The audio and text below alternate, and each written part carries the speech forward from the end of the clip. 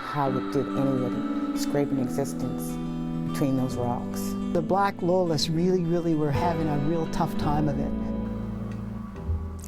During Black History Month, Canadians might hear about the Black Loyalists, Black soldiers who sided with the British during the American Revolution and found refuge here, settling in Nova Scotia. What we don't often hear about is how those Loyalists faced terrible conditions and that many of them left Canada for greener pastures in Africa. CBC's Kimberly Gale tells us about one Canadian who is living that history and connecting with a past across 2 continents. The British pushed them out Canada in the province of Nova Scotia.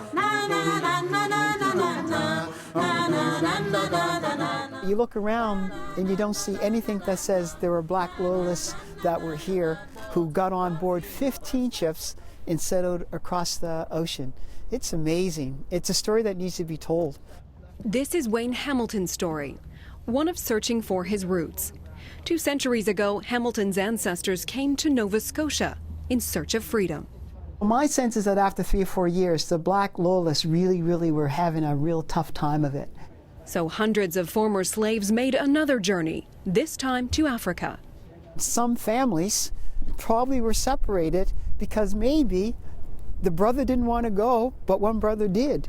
And that was the Hamilton family's fate. Wayn heads up a government agency that works to promote African heritage, a part of Nova Scotia's history not always told. As a child, Wayn remembers his mother telling him he had a rich heritage of his own. The pyramids. Did you know Egypt is in Africa, not in the Middle East? And that when we talk about greatness of kings and queens, that's part of your lineage. But the Nova Scotia condition was not better for them at all. Second day landing, somebody says, Hamilton. It was an older man, and he kind of like pointed a finger at me with, you must make sure that you talk to the Hamiltons because those are your people. That's Wayn. Wayn found his people in Sierra Leone, those ancestors who had left cold Canada and established Freetown. I didn't even know who I was going to meet, but I started shouting, Wayn, Wayn, and he started shouting, Plumber, Plumber, and we bonded. Uncle Plumber really looks like my Uncle Reginald Hamilton. That same kind of roundish colored face and that jovial kind of cheek and jowls. You look at Wayn now, and when Plumber was a lot slimmer, then you know, that's blood. A connection spanning 2 centuries and 2 continents. Their great-great-grandparent father stayed behind and ours came, and that's how we got the separation. It was here in Birchtown Black Loyalists were promised land and settled. People here are working to preserve that story. Once the largest settlement of liberated slaves outside of Africa, an unyielding coast where families were separated. If you look around at the landscape outside, it's very rocky. And one would imagine how did anybody scrape an existence between those rocks. Inside this small museum is a copy of the famed Book of Negroes. Within it, the names of slaves who escaped to Canada. The Hamilton name is recorded here.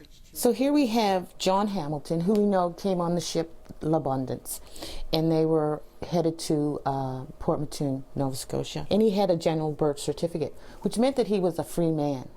Free, but on unforgiving land.